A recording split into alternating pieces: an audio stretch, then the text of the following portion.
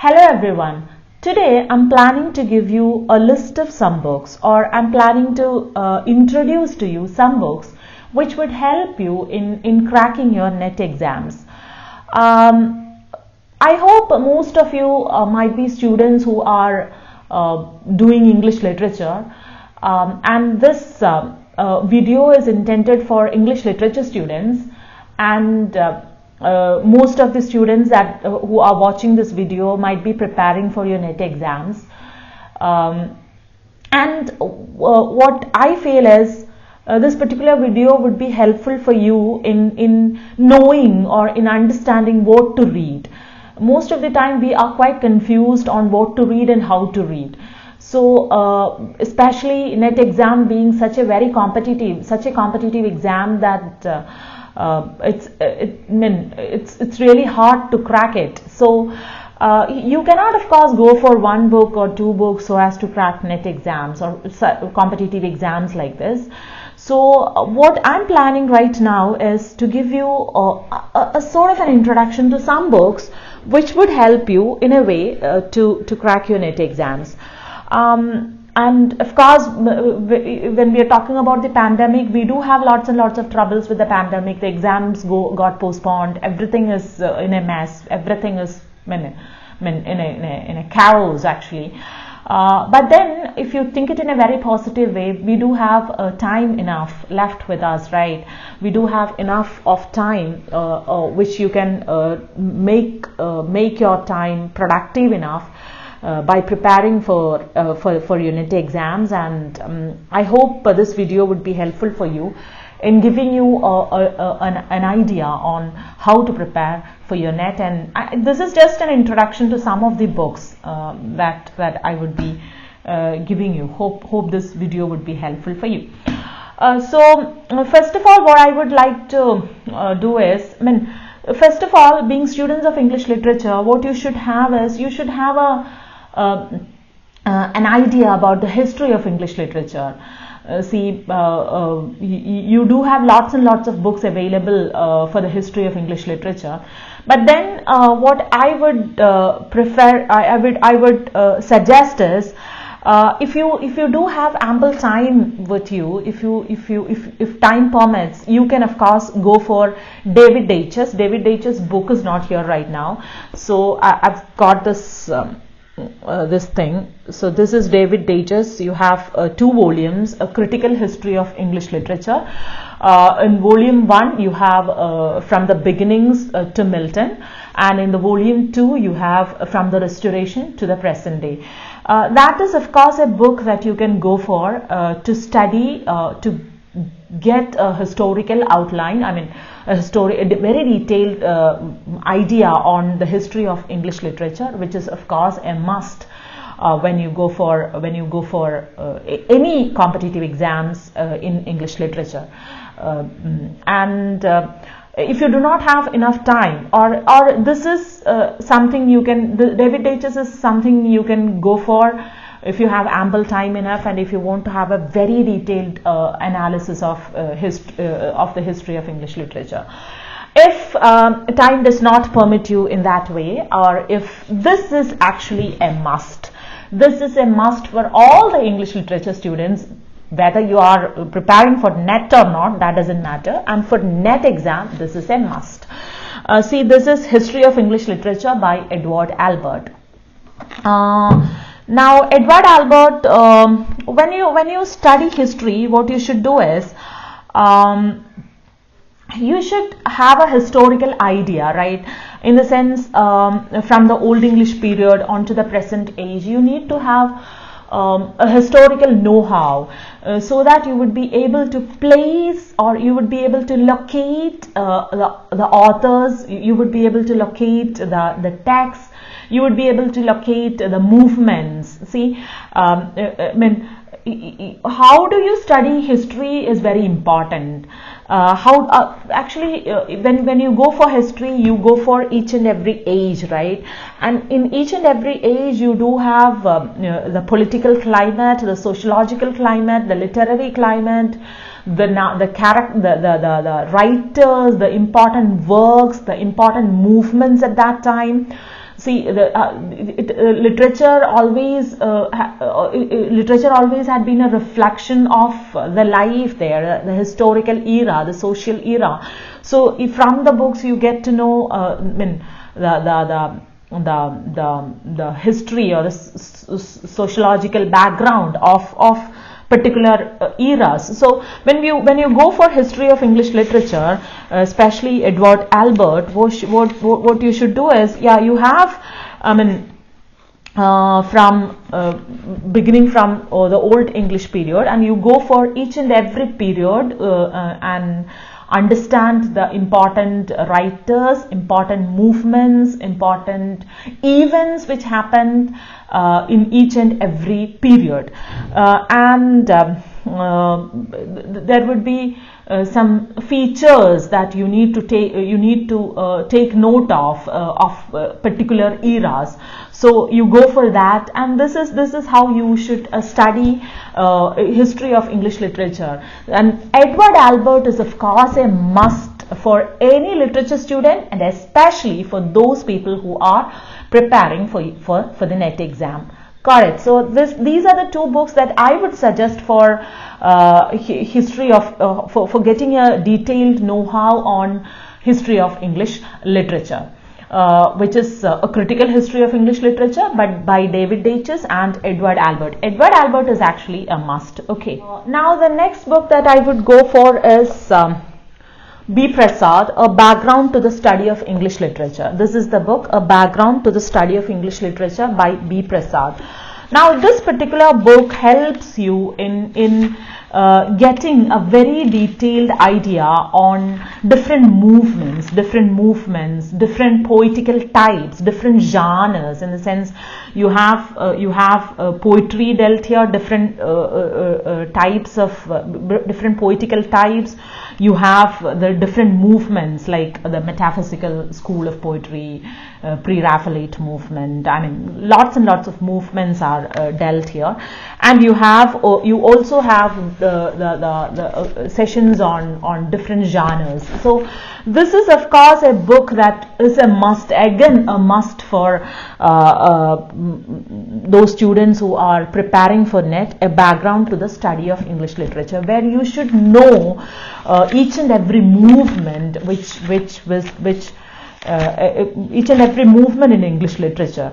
Okay, so you do have different kinds of classicism, neoclassicism, romanticism. You have modernism, postmodernism, different sorts of movements which you should know when you are preparing for your NET exam. So this is the second book that I would suggest that you should read from cover to cover.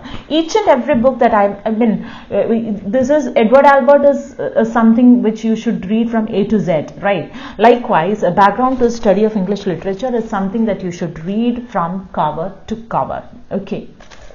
The third book that I would like to suggest is, of course, this is the book. I just don't have the cover page. It is yellow and black cover. This is actually a book again written by B. Prasad. This is an introduction to English criticism. Sort of a book. Probably you might have studied this book in your degree and PG courses, because for the Calicut University you do have this book as in your syllabus. In the sense, not completely. You have you have Plato, Aristotle, etc., which you have got to study. And then you of course have Eliot, I. Richards and F.R. Lewis, then Wordsworth, Coleridge, etc. So this particular book, it is criticism, an introduction to English criticism. This is it, an introduction to, this is it, an introduction to English criticism by B. Prasad. This is actually a guide sort of a book which gives you details, which gives you factual details on criticism. See, from Plato on to our new criticism, T.S. Eliot, F.R. Lewis, I. Richards. So this is of course yeah, when you are reading criticism, you need to know each and every time period, the classical age, romantic age, I mean neoclassicism, Victorian, you have modernism, you have lots and lots of, I mean, schools, and you have lots and lots of critical movements. Again, you should know, and this is of course a very important book, which again you should go for kind of cover to cover reading. Okay, so the next book that I would talk about in criticism is of course from B. Prasad. This particular book, you might have got a historical progression of criticism, and up to new criticism you have it there, and from structuralism to eco-criticism you have it in contemporary literary and cultural theory by Pramod K. Nair. Again, this is when talking about criticism, when talking about literary theory and cultural theory and criticism, what you should do is that there would be basic concepts associated with each theorist, each critic. You would have basic concepts which are associated with, say for example, if it is new criticism, you ought to know T.S. Eliot, I. Richards. If it is structuralism, you should know Saussure, deconstruction, Derrida. You have lots and lots of theorists, critics, and their key concepts, which you should be very much familiar with. And this is of course a book which would help you in getting a very detailed but a factual understanding of theory from structuralism onto, you have structuralism, post-structuralism, deconstruction, psychoanalytic criticism, feminism, Marxism, postcolonial theory, queer theory, new historicism, cultural materialism, racial studies, and eco-criticism. So this is of course a very elaborate book for the study of criticism as such. Another books that you can of course go for, or you should go for criticism, you can have this B. Prasad, and getting into theory, literary and cultural theory, you can have Pramod K. Nair, and then you have a very important book which you should go for is Beginning Theory by Peter Barry. This is a book which every student of literature should read.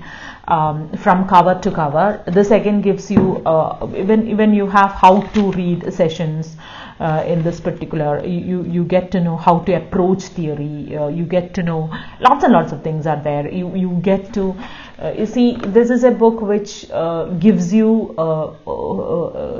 theoretical ideas with ample examples on how to do things. So this is of course a very good book in that sense, Beginning Theory. Yeah, this is also a book which you should go from A to Z. Okay. Now, another very important and very a book which is quite interesting to read in that sense. I love this book actually, M.S. Nagarajan, English Literary Criticism and Theory. M.S. Nagarajan, English Literary Criticism and Theory, which is of course an introductory history to criticism and theory. This is a very interesting book in the sense, very good book and very interesting book in the sense that you don't get tired reading it. You do not have much of, I mean, everything is explained in a very simple manner. From it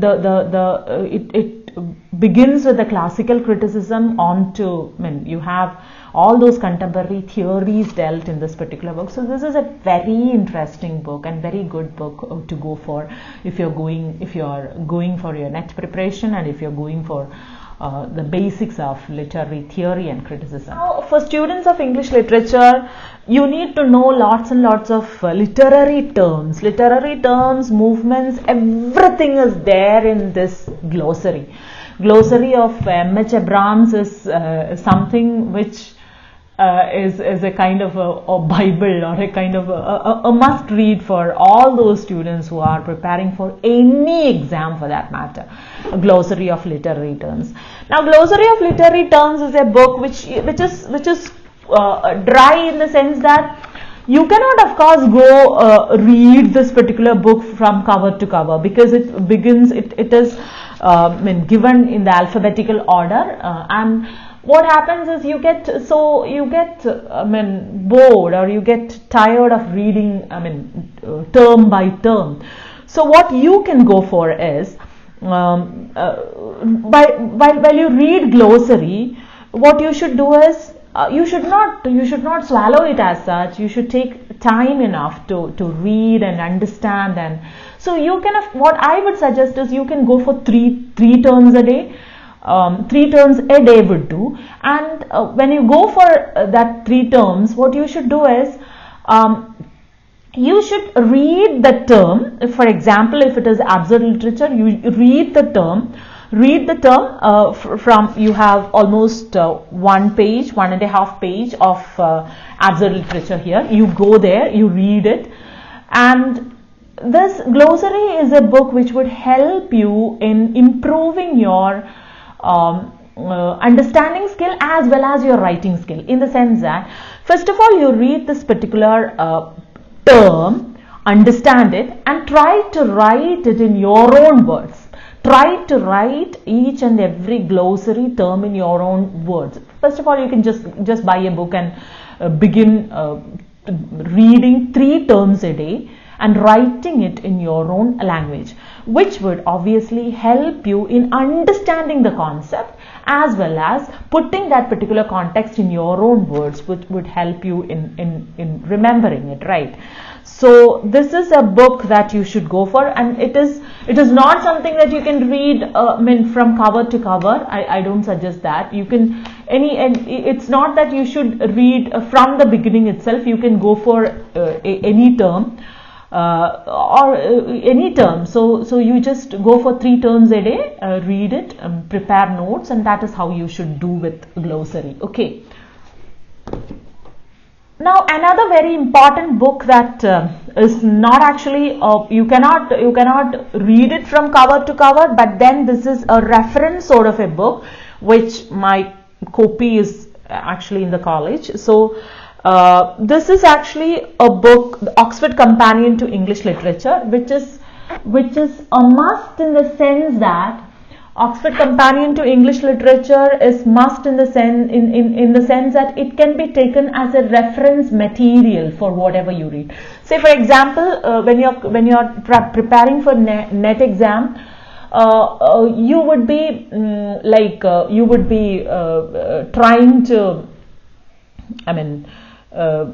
trying to solve the previous question papers, right? So as part of your previous question paper expansion, this particular book would be quite useful, in the sense that, say for example, you have a question concerning formalism or structuralism, whatever it is. Say for example, art as technique is written by dash. Just an example. So what you should do is that you get when you see that question, this is how you should expand the question paper. When you see that particular question, what happens is you get the area which is being asked, right? So you know that Shklovsky actually belongs to the formalism, to the movement, or to the theory of formalism. And what you should do is you should go to Oxford Companion to see what formalism is, what Russian formalism is, and then you get an overall idea regarding that particular period, right? That particular movement or particular theory or particular period. So, say for example, a question is being asked about the character of a particular novel. You go for that novel as such, and you get to know all the characters in the novel. That is how you should prepare Oxford Companion. You should read Oxford Companion. You get a particular question, you go for the complete area, you study, you look for the complete area in Oxford Companion to English Literature, and then you would be able to, one question you would cover an area, right? With one question you would cover an area, right? And yeah, you can of course solve as many questions as you want to. Then now this book is really helpful in that way when you are preparing for your NET exam. This is a very wonderful book actually. Now if you're going for, you need to have an idea on Indian writing in English as well. So for Indian writing in English, I've not got that books right here. For Indian writing in English, you can of course go for Srinivasa Iyengar's book, Indian Writing in English, which gives you a very detailed account of Indian writing in English. Of course, you need not go much to the background and all. You go for individual texts and all. And another book that you can go for Indian English literature is a history of Indian English in English by Aravinda Krishna Mehrotra. This is also a very good book in that sense, which would help you in your NET exams. And the last thing that I would like to suggest is you need to have an idea about language and linguistics. And for language and linguistics, Lyons is the best that is available. John Lyons, which is the title of the book is Language and Linguistics, an Introduction. This is of course a very good book which gives you a very broad idea regarding linguistics, regarding language, the grammar, the semantics, kind of sociolinguistics, all kinds of linguistics that you all sorts of theories regarding linguistics, etc. So these are some of the books that I would suggest for you to read, so that you can make the time that is available now productive enough, and also to crack your NET exam. So these are the books that I would like to I wanted to list. I wanted to give you the list of some books, introduce these books to you. So I hope you would of course try to read all these books and prepare for your NET exams and qualify your NET exams, and I wish you all the best. Thank you.